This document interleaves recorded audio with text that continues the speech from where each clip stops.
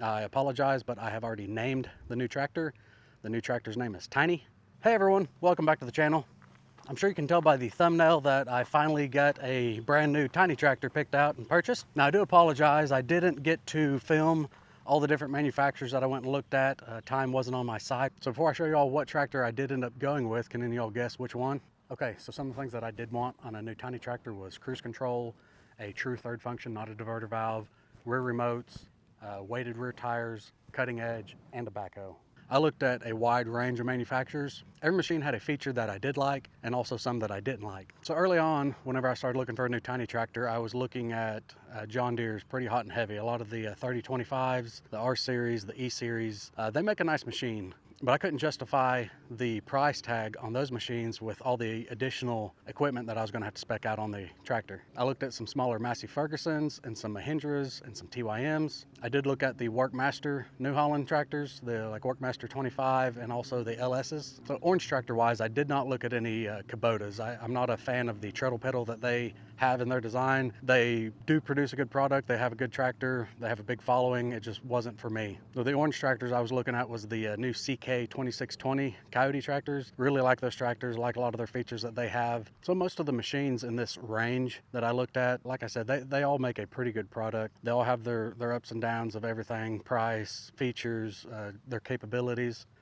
So I've looked at green tractors, blue tractors, orange tractors, and red tractors.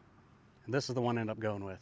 This is a brand new TYM 2515H. It's the previous Branson model. This is the TYM since TYM owns Branson now. Okay, so there is a few reasons why I picked this tractor over all of the other manufacturers that I looked at, and it came down to capabilities and features that this machine already had, whereas a lot of the other machines didn't. So let me show you what I'm talking about. Okay, this is the BL 150 loader. It has a capacity of 2,200 pounds at the pin for this 25 horsepower machine. This is a large frame, 25 horsepower. It's the same frame that they use all the way up to the 48 horse, I believe. There's three different models, the 25, 35, I believe, and like a 48, 49 horse, all use the same frame. All right, one of the other selling points for this tractor was it came automatically equipped with cruise control. I wanted cruise control. It was going to be something that I'd have to pay extra for an add-on on some of the other models. This already came standard with it. Now, not every tractor needs cruise control. It really just depends on your application. For this machine and things I'm going to be doing with it, I doubt I do a whole lot of brush hogging, but that would be one of the reasons you'd want cruise control. Tilling, keeping a consistent speed as you're going through your garden, that's kind of a biggie for me. My land's fairly deep here, so just being able to hit the cruise control and drive all the way to the back and not have to worry about the pedals was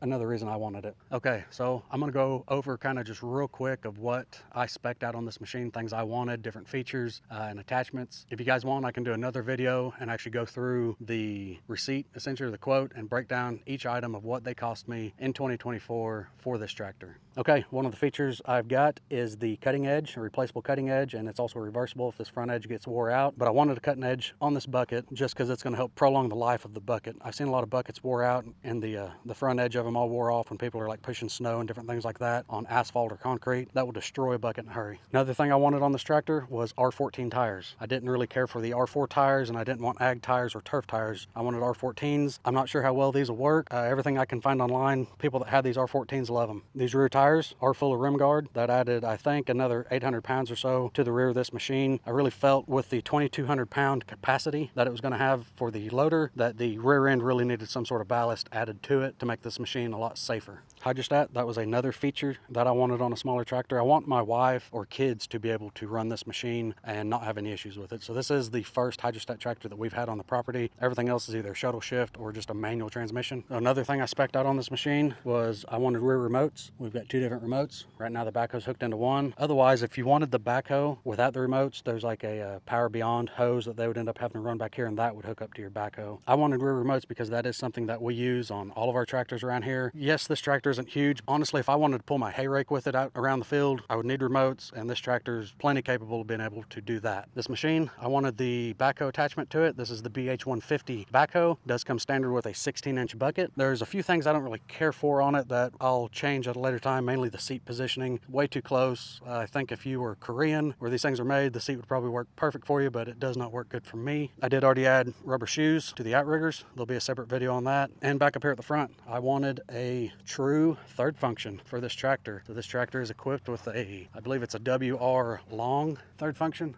Got the 2 buttons here. Okay, so this is not a diverter valve. This is a true third function for this machine. That was one of the other things I wanted on it.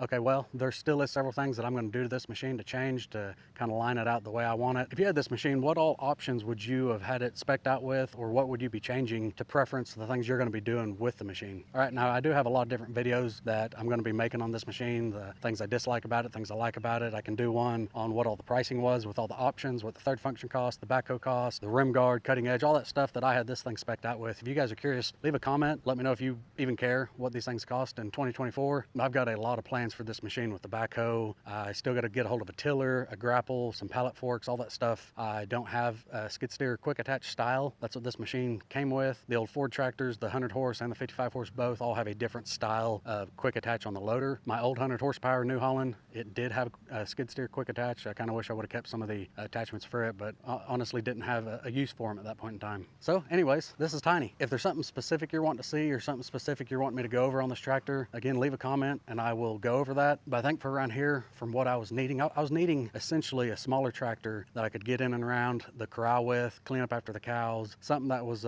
smaller just to help firewood production with the garden. I've got one water line that I have a leak on that I need to get fixed here pretty soon, so the backhoe's going to be involved in that. I need to dig a couple different trenches for some electric line and a couple different water lines so I can get some water spigots into the backyard down by the chicken coop. The backhoe's going to get a lot of use here soon. So again, you guys let me know if there's anything specific you want to see on Tiny or any different things I can do. This tractor is going to be featured quite a bit more on this channel now that we got it for a wide range of different things that we do around here. I've got some 4x5 hay and I've actually got some 4x6 bales. I'm going to see if this thing will actually pick it up or not. I've seen this machine pick up 4x5s before, 4x4s, all that stuff is fine, but I haven't ever seen this machine pick up a 4x6 round bale of hay. So here pretty soon we're going to be testing that and see just how efficient it is at moving some hay around the yard. I'm extremely excited about having this tractor here on the property. A lot of different ideas, a lot of different uses for it. But if you found any of the information helpful, give the video a thumbs up, consider subscribing to the channel, and we'll see you in the next one. Thanks.